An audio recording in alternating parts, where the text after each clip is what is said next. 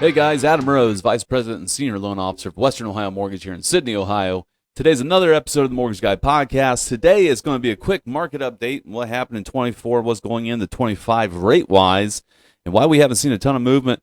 And then just a couple of tips because we are in winter and a lot of people travel for their vacations January through March.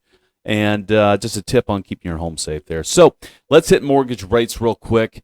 Haven't seen a ton of movement since the last change the Fed went through on December 18th. But just to read some of this stuff, there wasn't really any sense of urgency surrounding the Fed rate cut. So there were two cuts that happened, November and December. December, they hit a quarter of a point rate cut. I think it was on the 18th. And then mortgage rates actually went up a little bit. Okay, the bond market, not liking it. And it's just because they think the inflationary measures are still there, which they are, right? And so the Fed probably shouldn't be doing much of a cut. And I think the only reason they did it is because they announced that they were going to do it. So I think the market would have reacted even worse if they didn't go through with a quarter of a point rate cut. And it could have ended up putting us in a significantly worse position than we find ourselves in currently. And the Fed did announce that they're going to slow down rate cuts next year, and we're just going to see how that goes. I think they're going to keep an eye on what's going on with the consumer price index and what's going on with inflation. We just haven't gotten it down to the point where it makes sense to continue cutting the rates. But anyways, the rate rise leveled off by the end of the week when the Fed cut on the 18th. With the average lender offering top-tier conventional 30-year fixed rates near 7.125, which the average across the country is only modestly lower, today at 7.07, and hasn't moved much at all since then. Now, again, guys, you're going to see a lot of offers out there, especially people, a lot of loan servicers are pushing refis still. And you're going to get a lot of stuff in the mail with these 5.99s, these 6.25s. I just saw a loan estimate the other day, and that loan servicer was charging that consumer 4 points. 4 points. That is insane to get a 5.99 to save a point below market, because we were about a point higher with only a 1 point discount. So it's got to make sense, guys. These people are going to continue to push the refis and push it, whether it makes sense for you cost wise or not. Whether a true advisor would tell you, hey, you know what, we should pump the brakes, wait a little bit longer before you make this move. Now, even though I just said that, I just did 3 this past week, but 2 of them were cash outs because they wanted to access some cash and do some renovations and pay off debt. Totally makes sense regardless of the rate environment. And the other one was due to an actual divorce situation, so she didn't have much of a choice. So, but don't be falling for the constant push of rate terms, or even cash outs if it doesn't make enough sense, right? I mean, we got to make sure that rate's going to make sense and that new payment's going to make sense to where you're getting enough money back to pay off the debts that you want to actually net save some money. All right, and it sounds nice to pay off high interest credit card debt, but if your payment went up by $500 a month and you only pay off $500 a month worth of debt, it did you some good, right? Because you changed the leveraging position and put more money on a lower interest mortgage loan versus the higher interest credit card. But you want to make sure it makes a little bit more sense than that. So before you just pull the trigger on a refi, please do have those conversations. Look at the numbers a little bit closer and make sure it's the right time instead of just pulling the trigger and moving on with your day and hoping everything works out for the best. So, so I hope everybody had a great New Year. I hope everybody had a great Christmas. Now, and people go through this stuff as well during the holidays. A lot of people have their homes targeted by burglars and people that are running up on porches and taking boxes and stuff. But we are also still going to be going into heavy travel season. Because a lot of people, specifically in my industry at least, we're the busiest during spring, summer, fall. So we usually take our vacations, wintertime, right? Plus, I like to get away from the snow every now and again. It's damn cold out there right now. So it'd be nice to get some 80-degree weather. So a lot of people travel and then head south for the winter. So just some tips here. So, a lot of homes and neighborhoods, especially high-end neighborhoods, get targeted this time of year. It doesn't matter. If you feel like you're in a safe place, safe neighborhood, people are constantly scoping you out. If you sit on your front porch and you saw this car drive by more than once and it's like, I don't recognize that car. That's weird. Maybe they're lost. No, they're probably not lost. They're probably scoping the joint. All right.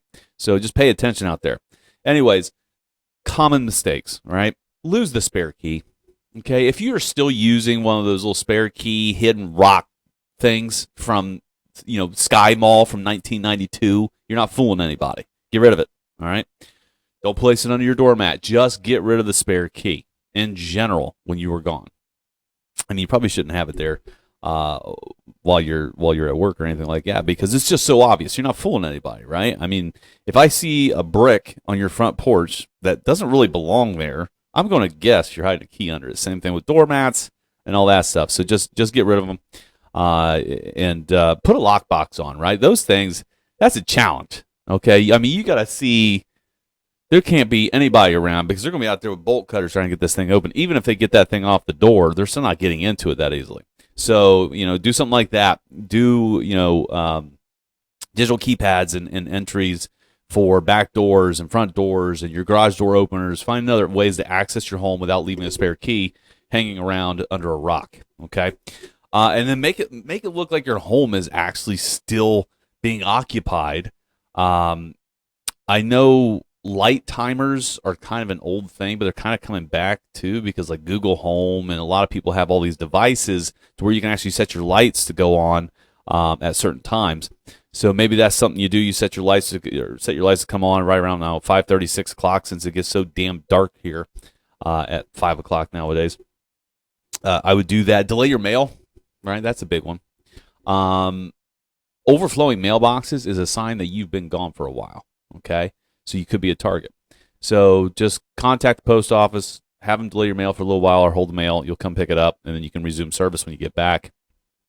And then during this time of year with all the snow, ice, make sure you have someone hired in your neighborhood to either plow your driveway, snow blow it, shovel it out, whatever, to kind of make it look like someone's actually active there at home.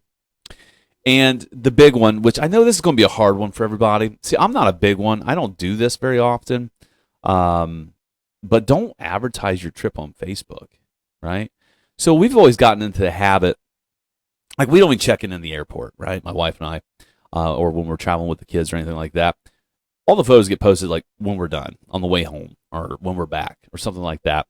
Because, you got so much going on, you don't want to have to monitor all this stuff on Facebook. But try not to announce the trip if you can help it.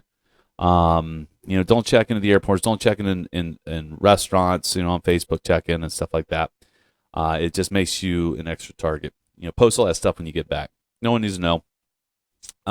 Door jams. So truly great tip, and a lot of handyman talk about this too, is your faceplate on your door jamb, right? So where your lock goes into. Those things are held in, truly, you may want to check them, by like 1/2-inch screws, maybe, if you're lucky. I mean, they are tiny. They're just there to hold it. That is so easy to kick in a door, okay? So a lot of people upgrade their faceplates. A lot of them will use 3-inch screws that really go into the door jamb and into the stud, past that door jamb, 3-inch screws. I think that's a great tip. To prevent easy, shimming it open and using a crowbar or even kicking it in. So do that. That will probably break some burglar's leg when they try to kick it. Don't leave your garage door openers in your vehicle. So, like, if you go on vacation, you leave a vehicle in a driveway or street park or whatever you do, and it's not in the garage. Try not to leave your garage door opener in there. It is so much easier to break into a car and no alarms go off. They snag the garage door open and pop that puppy open. They're in. All right, so that's one thing that I never really think of, actually, and I think that's a great tip. And then the last one, the easiest one, sign up for a security system, right? ADT. I know Ring doorbells give you some sense of security, and it pushes burglars away because they know there's a camera hooked up there. But again, easy old face mask, right? Hides their identity. It's not too challenging. But in general, there was a survey done on thieves and burglars that were in prison, and they said 60% of them said that was the highest deterrent to keep them away from that house, was truly seeing cameras outside. And there was obviously a security system or an ADT sign in the front yard. Something along those lines is naturally a deterrent, right? Even if you are putting in faux cameras, right? You can get them. Just go buy a camera. It's not that they're fake, but they're not even hooked up. You just anchor them in. get them installed. Don't even have to have them wired up. That right there, deterrent. Okay, but things like ADT, which have constant monitoring, they have window sensors, they have all kinds of stuff you can do. I think that's a great option to install. I mean, I've seen some of their price points there anywhere from $40 all the way, the $60 and $70 a month, depending on what kind of equipment that you get. And actually, if that's something you are interested in, we are a partner of ADT, and we can give some pretty good discounts if you go through us. So give us a holler if that's something you have interest in. And just a couple of tips, guys, to keep your home safe during the holidays. I know we just got past them, but a lot of people are going to be traveling. So make sure you're using this information, apply it. Very simple stuff, but it's a great way to keep your home safe, especially if you just bought that new one and you're not familiar with the neighborhood yet. All right. So that's all I got for you this week, guys. Hopefully we get some market movement here soon on these rates. Again, there's going to be a little bit of turbulence in the month of January. We're going to see it. We're going to have the inauguration in a couple of weeks. A lot of stuff's going to change. But excited to see what happens. But hopefully we get some softening in the market here soon. And we have a great buying season in 2025, as is anticipated by all the professionals. We shall see. So, guys, remember, check us out on YouTube and make sure you subscribe. Hit that like button. Share it with your friends. Check us out on Spotify and Apple Podcasts. We'll catch you all next week.